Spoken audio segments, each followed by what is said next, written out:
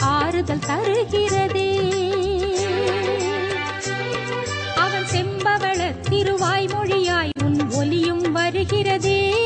உன்னாத மழை என் வேதனையில் சிறு ஆறுதல் தருகிறதே.